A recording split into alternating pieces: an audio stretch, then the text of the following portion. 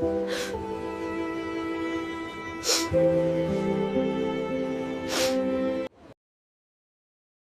billionaire handed his unlimited credit card to a homeless single mother for 24 hours, and what she did changed his life forever. Less than 1 hour later, a transaction alert appeared on his phone. It wasn't luxury clothes. It wasn't jewelry. It wasn't a 5-star hotel. It was something that made his chest tighten instantly. In that moment, he realized this woman was nothing like the world had taught him to believe. And what she chose to do with his money would break something inside him, and heal it at the same time. 37-year-old Kong Min-jae had stopped believing in kindness a long time ago.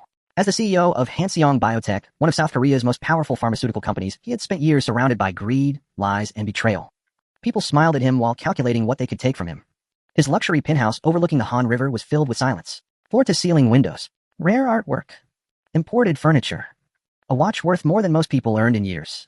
Yet every morning, Min-jae woke up feeling completely empty. His late father used to tell him the same thing over and over again when he was young. Poor people are dangerous. Give them kindness, and they'll take everything. Min-jae believed those words for most of his life. Every donation he ever made had conditions attached. Every act of kindness had lawyers behind it. Everything was controlled. Calculated. But on one freezing winter morning in Seoul, something changed. He was rushing through Seoul Station with his secretary behind him, phone buzzing non-stop from investors and board members demanding his attention. Then he saw her. Curled beside a cold subway wall sat a woman in her early 30s holding a sleeping little girl tightly against her chest. The child's tiny face was hidden inside an oversized donated coat.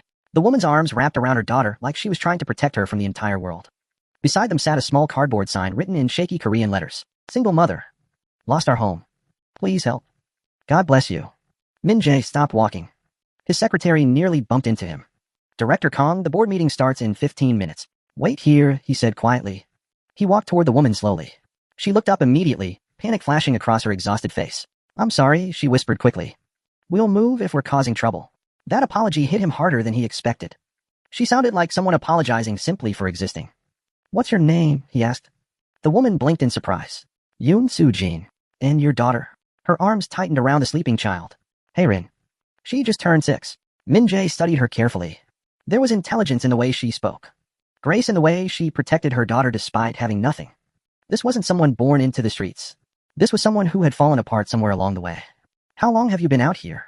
Shame flickered across Soo-jin's face. Almost 5 months. 5 months. A little girl sleeping in subway stations for 5 months while thousands of people walked past them every day. His secretary cleared her throat nervously.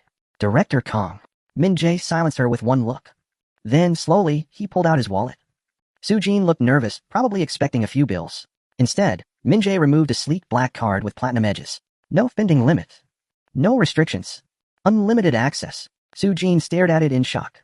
Take it, he said calmly. Her eyes widened. I don't understand.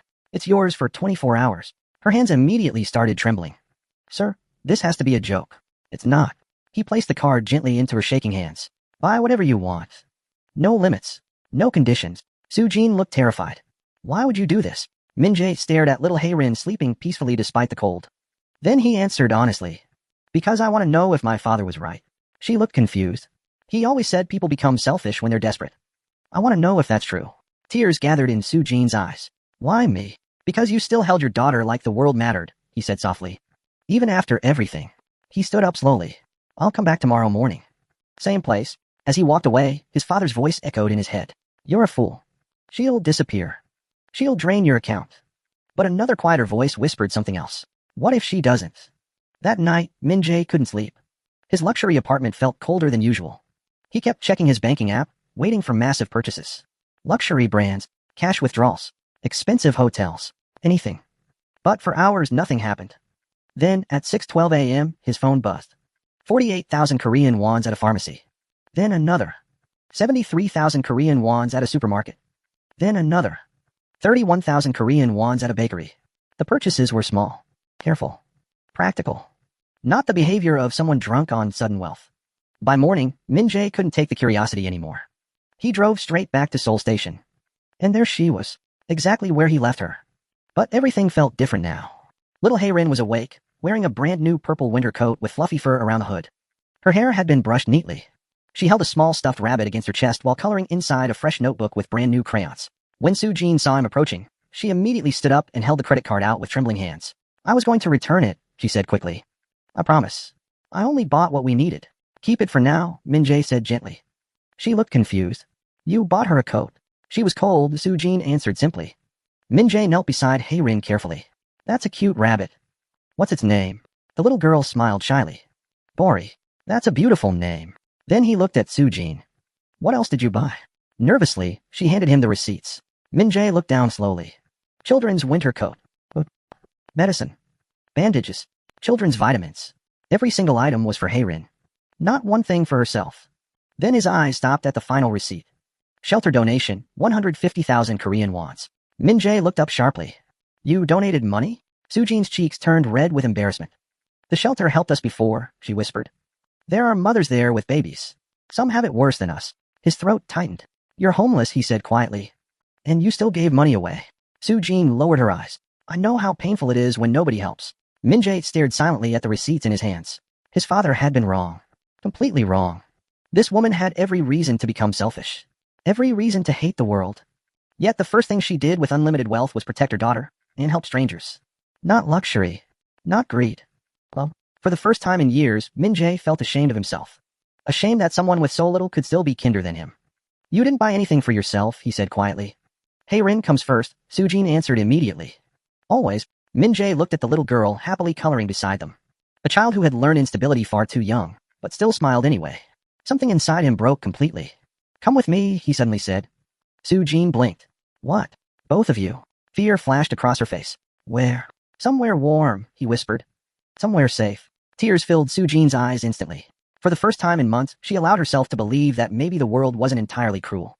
Min-jae took them to a luxury hotel overlooking the Han River. Not to impress them. Not to show off wealth. Just to give them warmth. Safety. Hae-rin ran excitedly across the soft carpet the moment they entered the suite. Mom?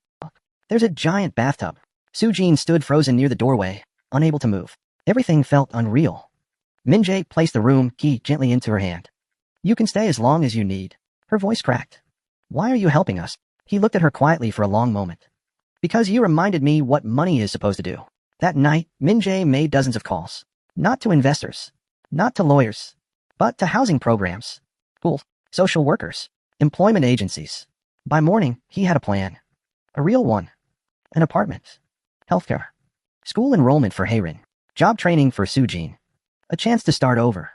When he returned to the hotel the next morning, Hae-rin was happily drawing butterflies at the table while humming softly. Soo-jin held a warm cup of coffee in both hands like it was something sacred. Min-jae sat across from her and explained everything carefully. At first, she simply cried silently. Not loud crying. Just quiet tears falling into her coffee. This isn't charity, Min-jae told her gently. It's a foundation.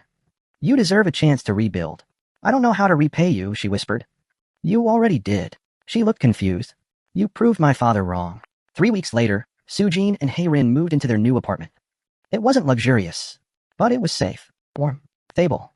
A place where Hae-rin could finally sleep without fear. Min-jae helped them move furniture himself. He assembled shelves badly while Hae-rin laughed at him for reading the instructions upside down. And for the first time in years, he felt something strange. Months passed. Soo-jin completed medical billing training and got hired at a hospital in Seoul. Hae-rin flourished in school. Min-jae visited often. Not as a billionaire helping the poor, but as someone who had accidentally found a family when he least expected it. One evening, Soo-jin handed him his black credit card. I kept it because I was scared, she admitted softly. I thought if I gave it back, all of this would disappear. Min-jae smiled gently and pushed the card back into her hand. Keep it. Her eyes widened. I can't. Yes, you can. For emergencies, he said softly. For Hae-rin. For peace of mind. Tears filled her eyes again. You really trust me that much? Min-jae looked toward Hae-rin, who was asleep on the couch holding Bori the rabbit tightly against her chest. Then he smiled.